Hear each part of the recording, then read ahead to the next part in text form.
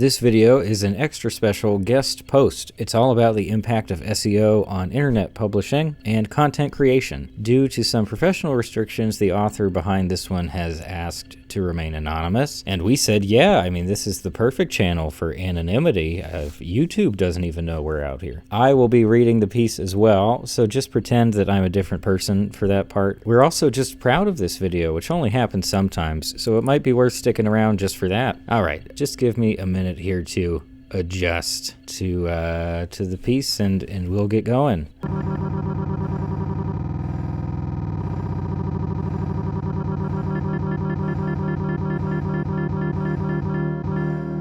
Hi, my name is and I'm a writer, which actually means that I sometimes get paid to write things and spend the rest of my time working jobs unrelated to my skill set. A few years back, it was pretty rare for me to do any professional writing. Every so often, I would write a resume for someone or do some proofreading. I had a decent stretch where I edited Christian, Western, historical fiction romance stories, which I'd love to tell you about some other time, but overall, I wasn't getting writing jobs, and this was pretty frustrating. Like a lot of English majors, I had real lofty career ambitions coming out of college, and I also just enjoyed making something and sharing it with other people. There's something genuinely special about reading something that's been carefully crafted. It's some kind of brain magic where you spend time inside the thoughts of another person, and depending on the person, that can be exciting or disturbing or enlightening or just plain fun. And when you're good at writing, it can feel like having this incredible pet dog that everyone loves. It's this amazing dog with the shiniest coat you've ever seen, and it greets everyone with wags and head nuzzles, and all of a sudden strangers give you compliments and they want to hang out with you, and they tell you stories about the dogs they've had in the past. The dog isn't who you are, it's just a part of you that has lots of benefits to it. And at least for me, sinking all my time into jobs that had nothing to do with what I was good at was like shutting that big, beautiful, fluffy dog away in the basement, never to be seen again. So when I finally got a shot at a consistent writing gig, I took it without hesitation. Within a few months, I was introduced to SEO tactics and content generation, and that's what we're really here to talk about, not the petty inconveniences of my career. The first time I got a good look at SEO and how it affects everyone who engages with it, I felt ill. But more importantly, it drew my attention to the much larger SEO problem. Let's start out with the absolute basics. I've edited this section over and over so that it really only communicates crucial stuff. That said, it's still kind of boring, so put your thinking hats on for just a blip, and we'll get through this. My SEO work was to create as many articles as possible, centered around subject matter that was determined by search engine metrics. Think of SEO as a game of hungry hippos. The little pellet things in the middle are views, people who are searching for a specific thing online. The hippos then are websites or YouTube channels or other profiles that want to get as many views as possible, most often because more views means more cash.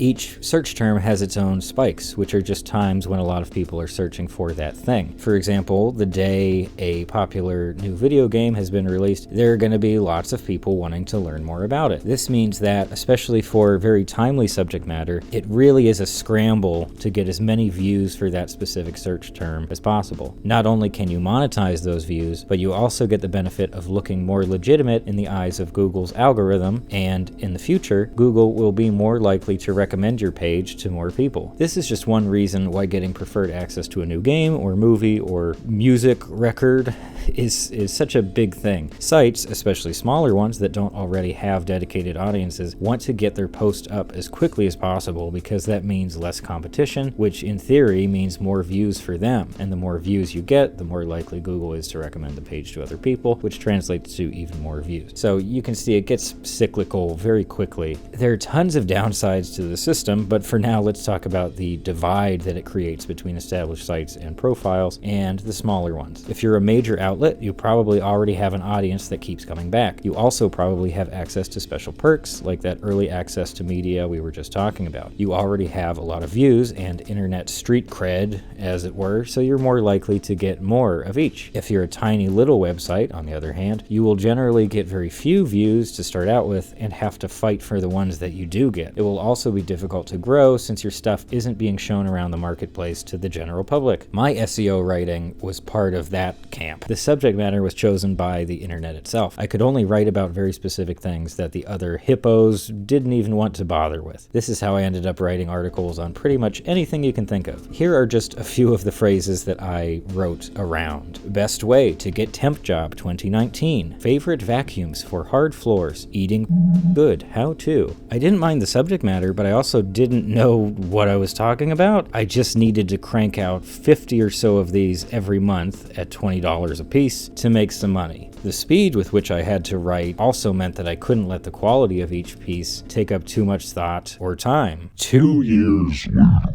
I started to lose my motivation, but the big worry came from the person who had contracted me, as I learned that apparently my pay for these articles was still too high. They were looking for ways to speed up the process of content generation and especially reduce the need for extensive human input, because then they would be able to hire people who didn't speak English as a first language and so wouldn't need a lot of editing and could be paid less in general. I was asked to test out a few different article spinners, which are virtual tools that take whatever text you paste into them and shuffle the words around so as to avoid detection of plagiarism. So this was a bit disheartening, I guess you could say, not just because it seems like the precursor to having my job minimized or deleted entirely, but also because it shone a light on just how bland and worthless SEO content is, mine included. It also delegitimized my skills as a professional writer, but that was much less important. Later still, I was asked to try out full-on AI writing tools, which, when working properly, would only need a few words of manual input in order to generate an entire article. I spent a few afternoons with this AI. At its best, it would spit out loosely connected paragraphs that sounded quite a bit like a lot of the SEO stuff that I've read and a lot of the SEO stuff that I wrote. But then other times, it would invent people, places, or facts that sounded completely plausible before devolving into utterly chaotic word salad. I'll pause here to say that even outside of my professional experiences with article spinners and composition AIs, I have some ethical hangups with these kinds of tools, and I will continue to have these hangups regardless of how effective they become and how many people end up using them in the future. At the very, very least, I think viewers should be notified when their content wasn't made by a human person, kind of like how sponsored content should be disclosed as such. Now, let's take a quick break for a word from our sponsor.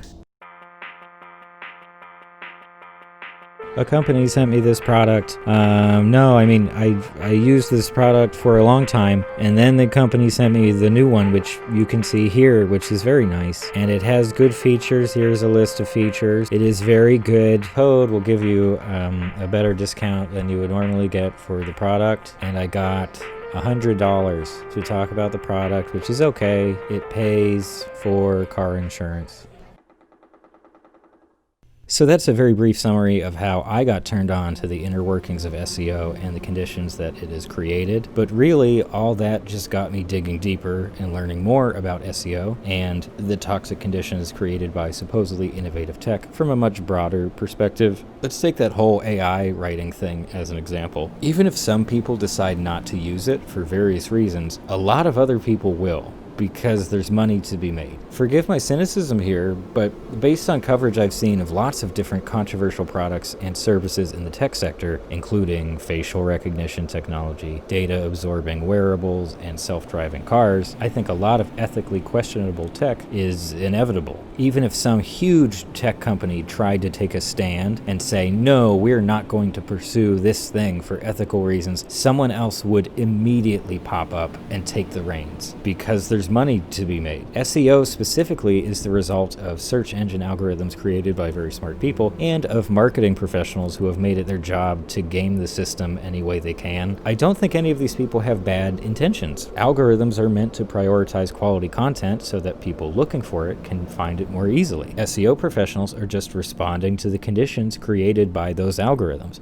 But as good old Hannah Arendt told us so long ago, a lot of bad stuff, maybe even the majority of bad stuff, is perpetrated by people who think they're doing the right thing, or who at least think they're not explicitly doing bad things. And I think you would have a really hard time finding somebody who doesn't see the objective downsides to the current SEO situation. For starters, this is why we have clickbait. It's why we had all those disgusting AI-generated YouTube videos aimed at children that prompted legal action in the United States. It's why YouTube and all kinds of other platforms kind of accidentally promote neo-Nazi content, flat earth content, and entertainment that clearly exploits the people who appear in it. It's also why legitimate news outlets need to either ask for money up front to every user or just use miserable dark pattern ads on their sites and create SEO-driven content that's just not very good. On a much more serious note, there's been a lot written about how similar kinds of automation have contributed to the continued oppression of the poor and people of color. With all this awful tech-related stuff going on, SEO is just a tiny corner of it, but it has and will continue to play a huge role in content creation and consumption. Anytime there's a situation that's bad for everyone involved, I think it's worth looking into and criticizing, even if we don't have every possible solution already lined up. And SEO content generation,